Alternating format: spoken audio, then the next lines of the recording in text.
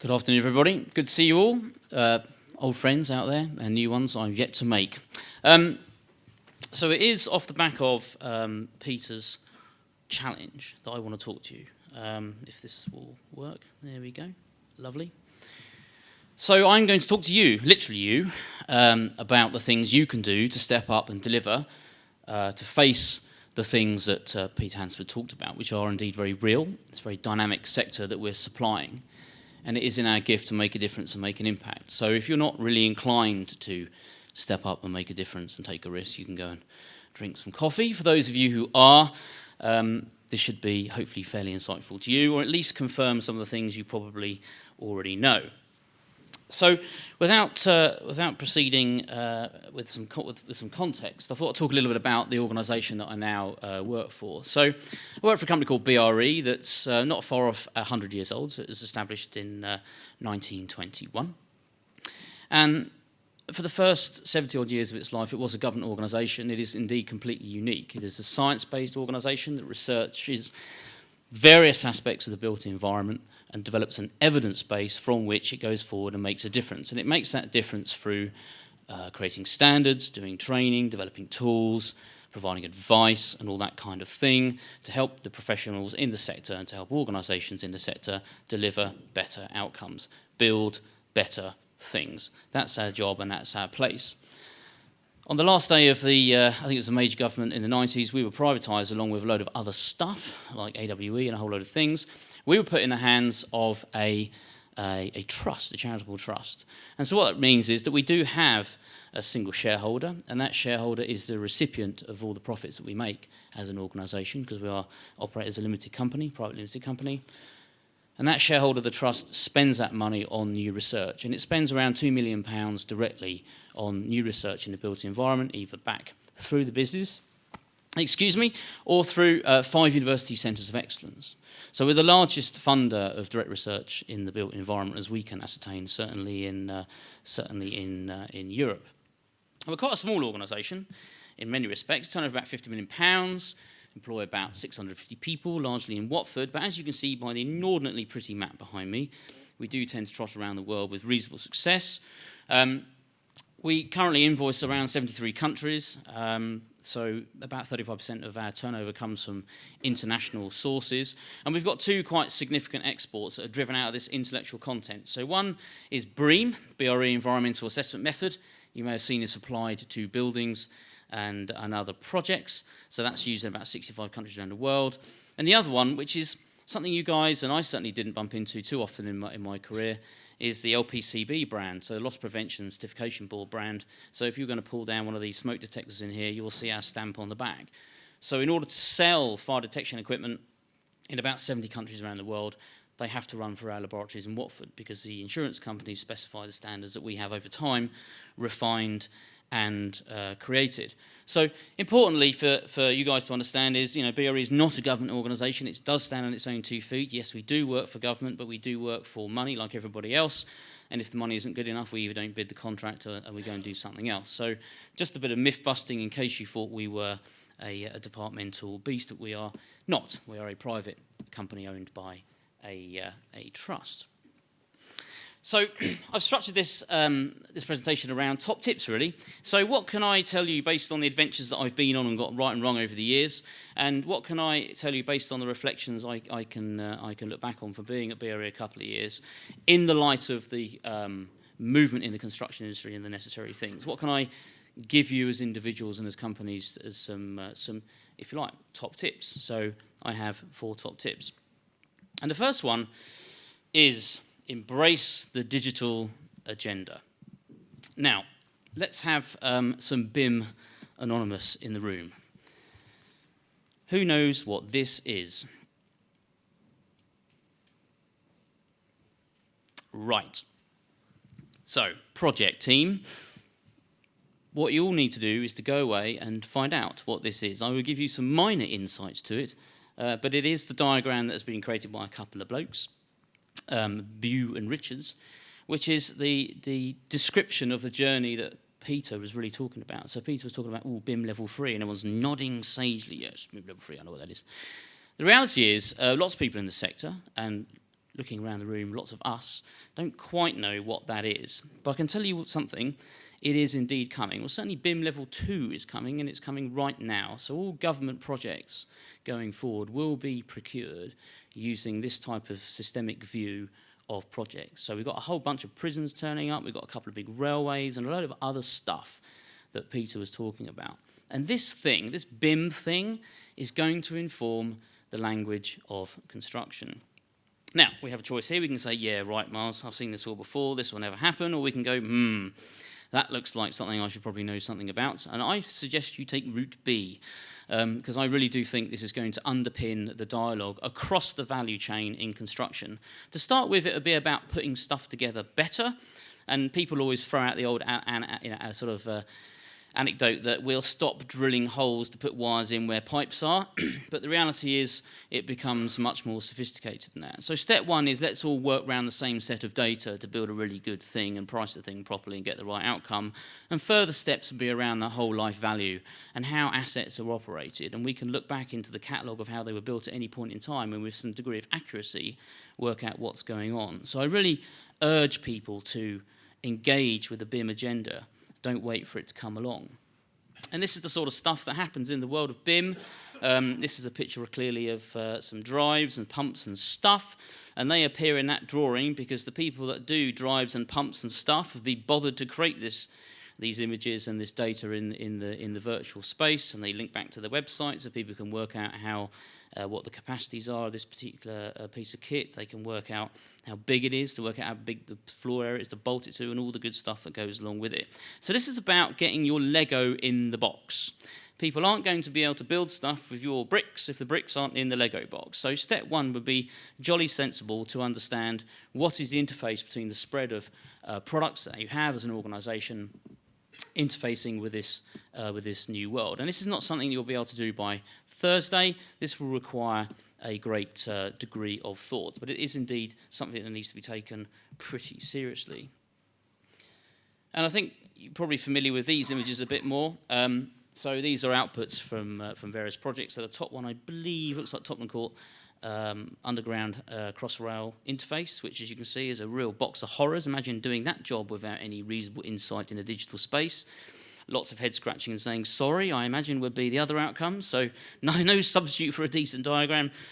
And clearly the bottom is a typical output from a building. But going forward, in all seriousness, bidding for work, being very helpful to the construction value chain, will come from a deep understanding of outputs like this, of shared visions, if you like, literally visions of what a project should be like. So don't be surprised in future that instead of getting several sheets of A4 paper that's some kind of scan that says, can I have X tons of this and Y tons of that, someone just gives you a thing and says, I'm trying to build this, what can you do for me, please? That would be an intelligent way to make an interface with the market in front of you. Again, everyone has choices here. I don't think we need to be so arrogant to say, well, quite honestly, there'll still be loads of holes in the ground to fill. Yes, clearly there will. But all government projects, and increasingly all projects run by major forward-thinking clients, will be in the digital space. So someone, if it's not you in your organisation, in fact many people, need to be conversant with how this works in the digital space.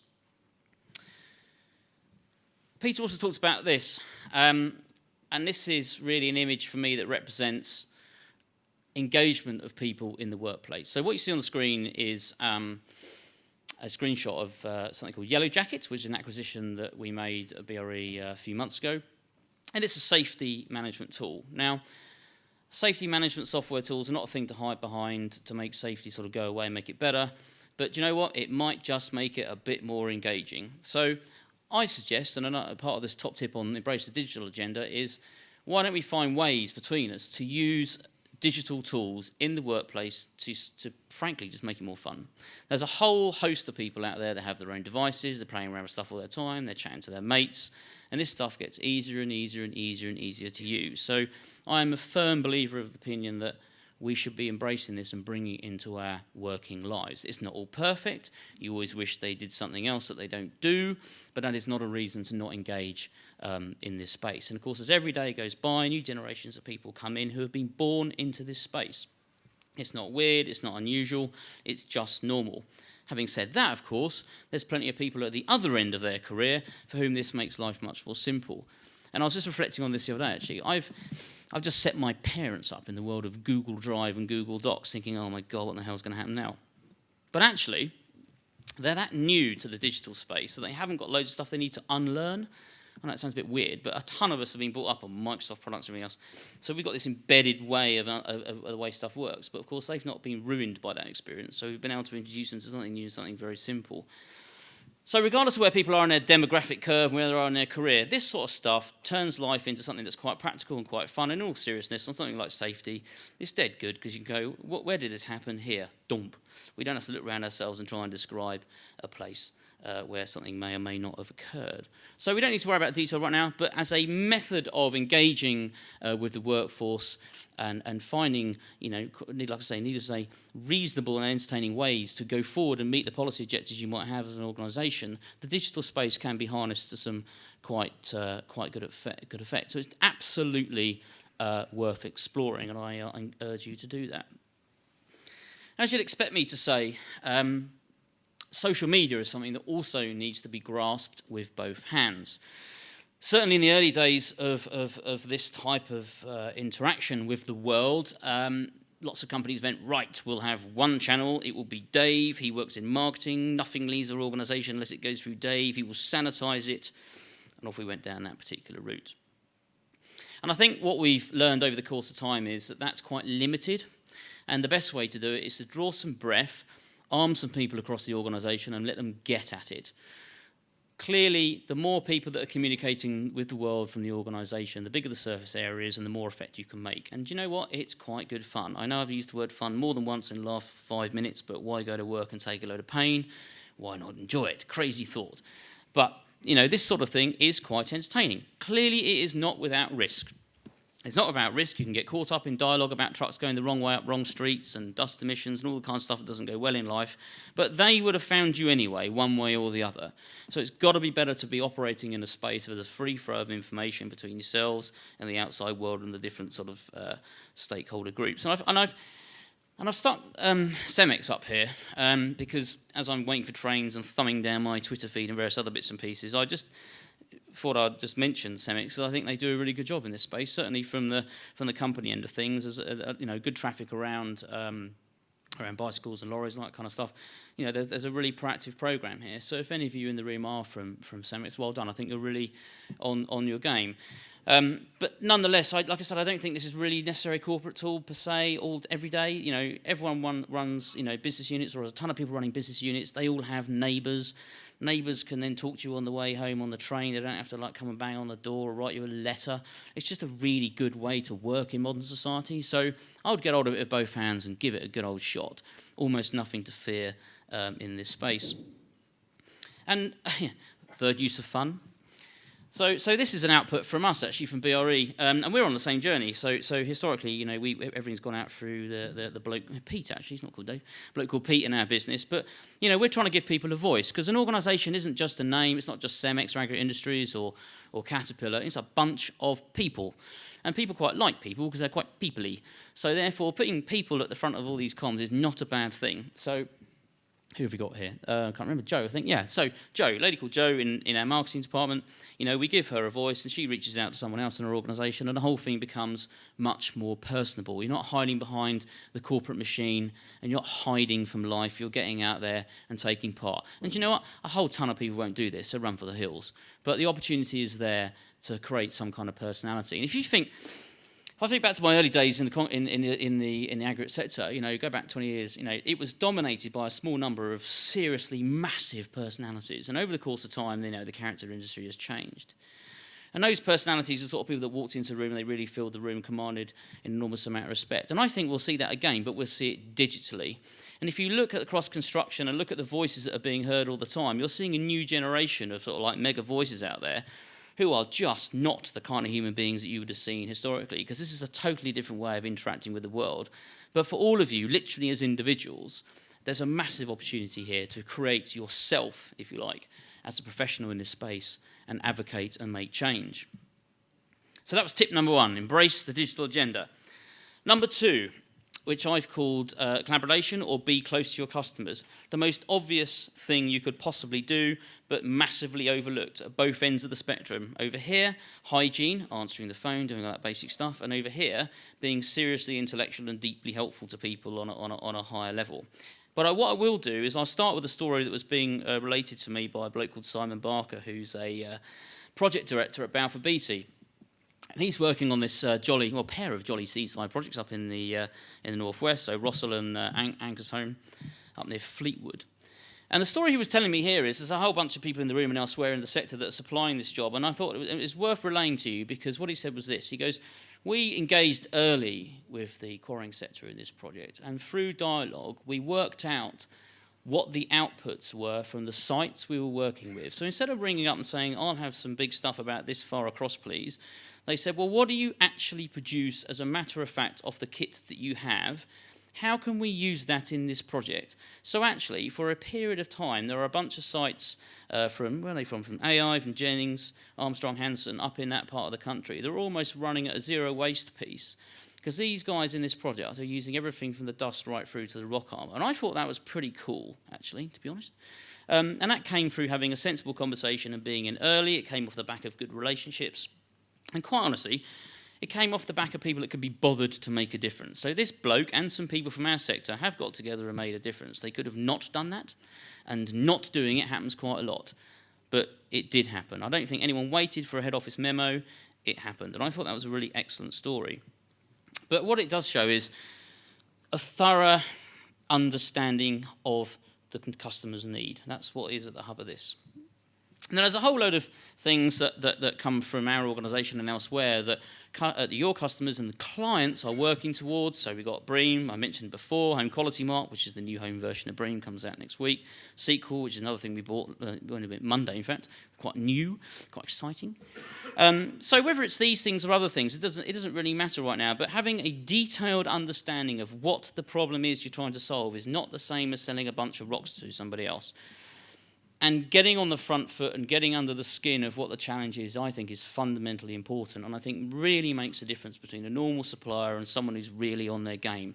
No corporate process will lead to this. This is down to the actions of the individual to grasp the bull by the horns and make a difference. So if you are talking about these sort of schemes, you think to yourself, right, well, what do I need to know? Well, I probably need to understand how my stuff fits into it. What questions am I going to be asked? And in return, what benefits can I bring the customer of my mineral-based products in this particular context? How do they fit in the scheme directly? How do they fit with everything else in the scheme? What benefits do they make over the whole life of the product? Thinking through the challenge here, I think, is fundamentally important. And some of these challenges are really, really difficult. So this image is an illustration of the stuff, the balanced scorecard that High Speed 2 are trying to achieve. Now, you don't need to worry about the detail of it right now, but what it says is, right, we've got to reconcile some social benefits, we've got to reconcile some environmental impact that we can't really sweep under the rug, and we've got to make a shed load of money. So it's looking at a balance of how all these things are going to take place based on a vision, but funneling right through to a bunch of procurement criteria. So all this vision will filter through to some things that need to be done by some people. So this is just an illustration of how a comprehensive understanding of the job you're supplying is very, very important, because unless you're paying attention to the detail, you will miss stuff, you will miss value that can be added. Myself and Colin, wherever he is over there, we had a lot of experience of this back in the day supplying the Olympics. And, you know, to be fair, Colin's team, which I supported to the best of my ability, you know, that team won the Olympic job off of an unbelievable attention to detail around the needs of the ODA from an environmental and social perspective, through using things like BRE and Sequel. What does it mean to our products, therefore? How do we need to literally deliver this stuff, but more theoretically, how do we need to offer the client a solution? And I think it really does make a difference. And more projects are going to become more and more complicated in this way. And again, it's like, oh, looks a bit tough, I'm just going to supply footings for housing. Or no, do you know, I'm going to step up and have a go at this, learn and understand what the pressures are on these clients and deliver a solution. Peter mentioned the body that lives after Peter, in fact, the new regime, they'll be looking at construction at a very senior, very grown-up, very formal level. But I'll tell you what, there's a ton of guerrilla organisations out there you can get involved in. So if you can't penetrate the construction council because it all looks a bit tough, and you know it's difficult for you to do as an individual, there's a load of other places where cross-supply chain thinking and action happens. And quite frankly, I've watched many different sort of very high-level bodies operate over the years. And do you know what? Sometimes absolutely nothing penetrates down here. So there's every opportunity to start here and go that way and make them look good. And when they look good, you get promoted, which is a total winner. So, you know, there are many opportunities. And I've put some examples on the board there. UK Green Building Council, cross-supply chain representation. Supply chain school, largely contractors, very interesting bunch of people to the people in this room. They are the people that are physically going to build HS2 and all the other projects. BRE, that's a responsible sourcing network, and I'll come on to that in just a moment, but that's a real stronghold for this sector. So I encourage you to go and drink in the right bars with the right people, because you learn lots of stuff, you find out who the movers and shakers are, and good relationships will be formed, and it will hold you in good stead. So that was top tip number 2, collaboration, know who your customers are. Number 3, again mentioned by Peter, mentioned a lot. And it's mentioned a lot because it's a bit like BIM, really. That's because most people don't really understand what it is. They go, oh, yes, we're very innovative, brilliant. And often that's not the case. And I can't profess to be a total genius in that space, but I do watch some things going on which I do think are quite interesting. And let's not confuse innovation for something that is utterly transformational on Monday week. This is about showing that you have the intellectual capacity to go and do something unusual, to make a dent, to make a difference, that you are able to think through a problem, take a bit of a risk and everything else that goes with it. And more importantly, work with other people beside you in the industry. Now, one of the things I utterly failed to achieve in my career at agri-industries is to do well in this particular space. So it is unlikely that anything anywhere will be built out of one material. It is highly likely it'll be built out of many materials. Therefore, we've got some mates over here and some mates over here that when we get together, create things. And I urge you to be vastly more successful in this space than I was. And I'll show you some examples of how others are having a go. Do not confuse these with things of perfection. I'm just throwing them out as examples. So, oops, yeah, there we go. So these are piling and beam systems that belong to Bullivants, actually.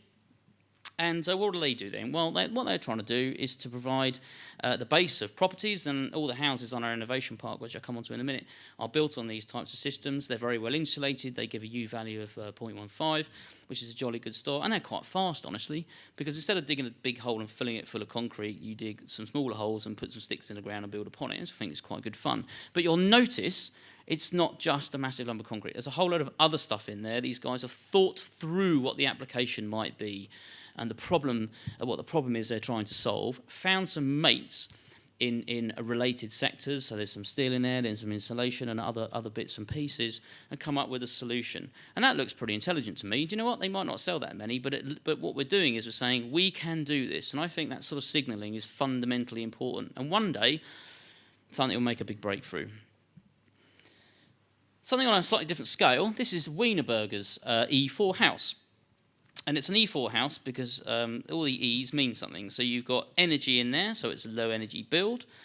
You've got environment in there because the embodied impact of the final solution is pretty reasonable. You've got E for economy because actually it's quite honestly pretty affordable. And you've also got emotion. Those are the 4 E's because, you know what? It's quite a nice house. So emotionally it gets hold of you. Now, you will notice that Wienerberger are indeed a brick company. And in the picture you see here, there are more than bricks. So, guess what? They had to go and find some mates beside them in the industry who do other things that were quite helpful to provide an end result. And they've created something called the Homes for Life Consortium, which is looking at taking this to market where it's applicable, talking to lots of housing associations and private developers and various other bits and pieces. So for all those organisations that do windows and doors and soffits and various other bits and pieces, they've taken them along with them and they formed this product and they've gone to market. Again, will they sell 9 million of these? I doubt it, but they'll do a few. But it's a big flag to the market to say, we're prepared to step up and put something innovative in the marketplace. And this is daring, because like the people in the quarrying sector, there's an awful lot of humans between you and the client, and they've just leapt right over the top and put a solution straight into the client space. which might look kind of terrifying. But that is the step they've decided to take.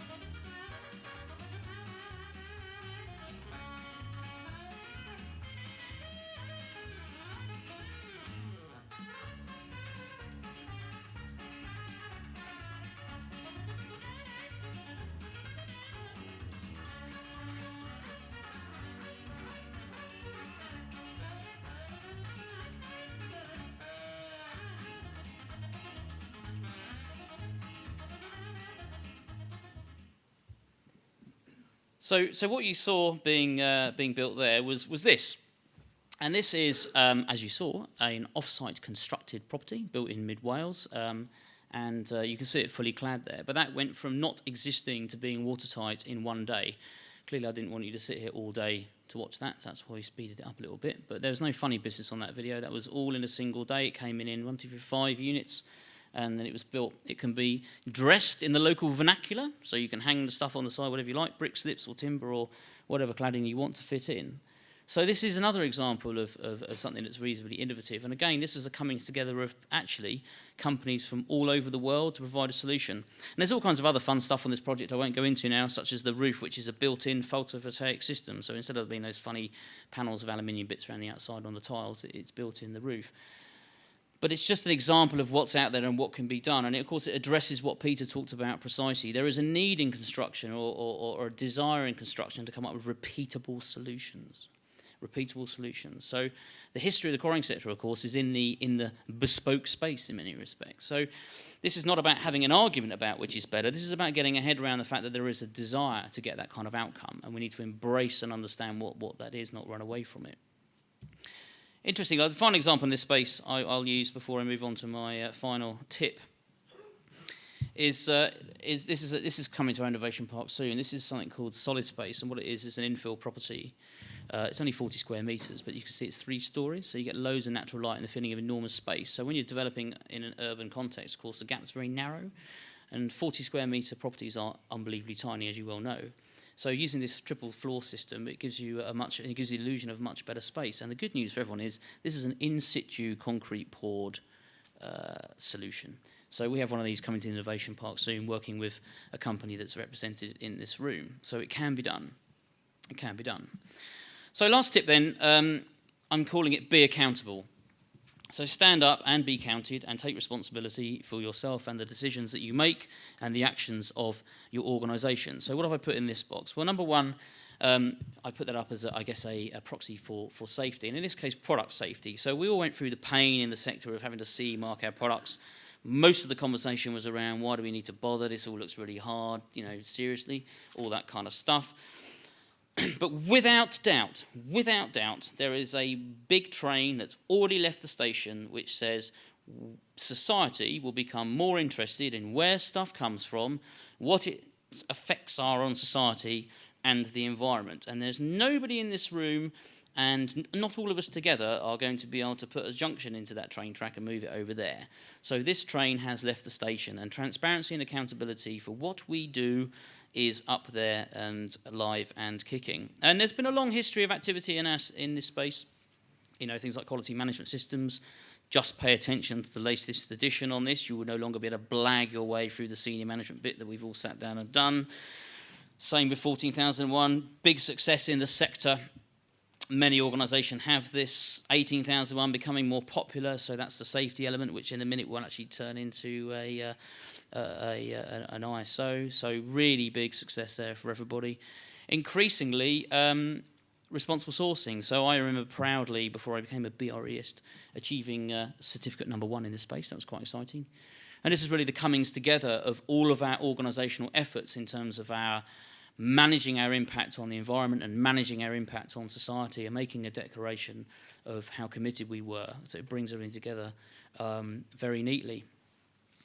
And something coming over the hill you need to be aware of if you're not already. And for some of you, this will be relevant, for others less so, but not irrelevant to but relevant in some capacity to everybody. It's something called the Modern Slavery Act. So as of March next year, every organisation that's registered in Britain that turns over more than £36 million needs to have a signed statement from their executive team available directly from the website that talks about how modern slavery is tackled in their business and how it's tackled in their supply chain, the broad supply chain. So where does your stuff come from? Who makes it? How do you know there's not bonded labour involved? And what steps are you doing to try and eradicate that situation? It's not saying make a statement to say there isn't any, because if everyone said that, they'd all be lying. So this is a situation that everyone needs to be aware of. This is a new thing. I think it's crept up very quietly. Maybe I haven't been paying attention, but hey, what do I know? But it's something that's really worth thinking about. And for those organisations in the room that are making things in distant lands, they could be parts, they could be whole pieces of kit. It could be people involved in dimensional stone import from India, China, lesser well regulated regimes. You need to start thinking through this, and I'm not going to stand here and profess to give you all the solutions, but you do need to be aware of what this means to your organisation. Closer to home, we have a system now which is managed by Europe, really, which is about declaring the environmental impacts of products. I won't go through the unbelievable levels of detail here, but going forward in the world of BIM, more questions will be asked around what are the direct impacts of making your products, Mr. Manufacturer. And there is no better way to deal with this than to have what they call an environmental product declaration, a certificate of numbers, basically, that says, look, I've had a bunch of folks come in and look at this and verify that I'm telling you the truth. Here is all the data for the impact of my products. And a whole load of people in the room have worked on this. But increasingly, this stuff will be sucked into those digital BIM tools, and increasingly they will be used to differentiate between your product and somebody else's. So let's say you've got your Lego in the box. So we've now got two bricks to pick from that are the same. How do I make a choice? Well, there's a bunch of different parameters, and a load of those parameters will be in the impact of products. So it is something to be aware of and understand and embrace. There is a further step to this, and this thing of beauty behind me is from the Ellen MacArthur Foundation. So she sailed around the world, had some interesting moments with herself on the boat, and thought, I'm going to come back and do some world-saving stuff. And in the Ellen MacArthur Foundation, they spent a lot of time and money thinking about what's something called the circular economy. Okay, so this is about keeping stuff in flight. So we've already dug it out of the ground, we've already grown it. Let's just see how long we can keep things going round and round in circles so we don't have to get any more new stuff. It is obviously a little bit more complicated than that, but that is essentially what the essence is. And interestingly, I found this from one of the organisations represented in the room, which is the beginnings of thinking in this direction. And what it does here, it basically says, look, we can build stuff out of concrete, and it's really cool because what we'll do is we'll smash it to pieces and make new concrete bits out of it. But of course, the sector is missing a trick, and that trick is this. So this is a building in London. It's been put up, I think, in the late 60s, and it's largely a concrete building. And Bennett's Associates refurbished it to be this, and you think, well, that's not particularly dramatic, but it happens a lot. It happens all the time now. So more and more clients are looking at the buildings they've got and going, do you know what, I've got two choices here. One is I can refurbish what I've already got, and the second thing is I can chuck it down and throw it away. And I'm having more and more and more conversations about the former and vastly fewer about the latter. And people are saying, well, do you know what, I'll save a massive load of embodied carbon if I keep the existing frame. This is a massive winner to the heavy side. You know, concrete in particular performs brilliantly in buildings. It regulates the thermal temperature. It lasts a long time. All the battery attributes that we know. The great is, obviously, you think, well, hang on a minute. If they're doing that, they're not buying any more concrete from me. That's a bit of a shame.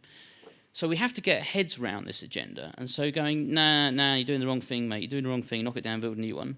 You might find you're going 90 degrees to the way people are trying to think.